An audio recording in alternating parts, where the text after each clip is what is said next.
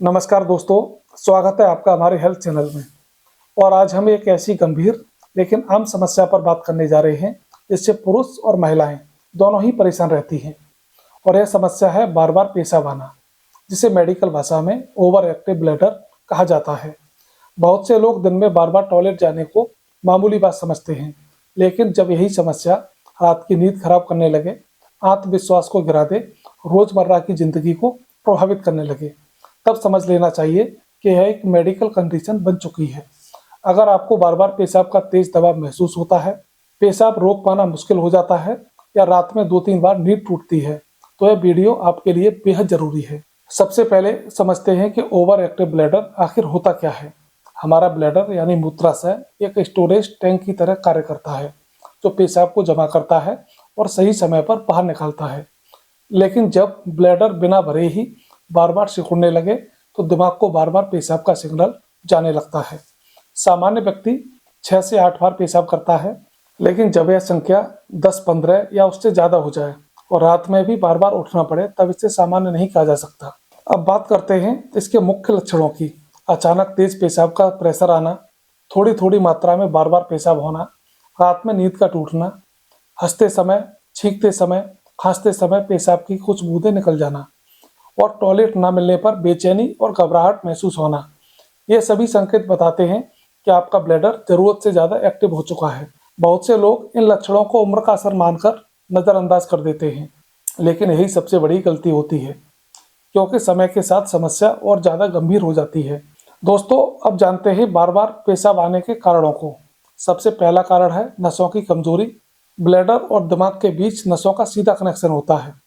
जब यह नसें कमजोर हो जाती हैं तो गलत सिग्नल भेजने लगती हैं। दूसरा कारण होता है डायबिटीज, जिसमें ज़्यादा शुगर किडनी को ज़्यादा पेशाब बनाने के लिए मजबूर करती है। तीसरा कारण होता है पुरुषों में प्रोस्टेट ग्लैंड, जिसकी वजह से पेशाब का रास्ता दब जाता है। चौथा कारण होता है महिलाओं में डिलीवरी के बाद पेल्विक मसल्स की कमजोरी। पांचवा कारण है यूरिन इन्फेक्शन और छठा कारण होता है कॉन्स्टिपेशन बना रहना। अब समझते हैं यह समस्या किन लोगों में ज़्यादा देखी जाती है। बढ़ती उम्र, डायबिटीज, हाई ब्लड प्रेशर, मोटापा, कम शारीरिक गतिविधि या फिर ज़्यादा स्ट्रेस इस समस्या को बढ़ाते हैं। पुरुषों में यह दिक्कत अधिकतर प्रोस्टेट और नसों से जुड़ी हुई होती है, जबकि महिलाओं में प्रेगनेंसी और बार बार डिलीवरी या फिर मीनोपॉज के बाद हार्मोनल बदलाव इसकी बड़ी वजह बनते हैं। दोस्तों, अब उन गलत आदतों की बात करते हैं जो ओवर एक्टिव ब्लैडर को और ज़्यादा ट्रिगर करती हैं।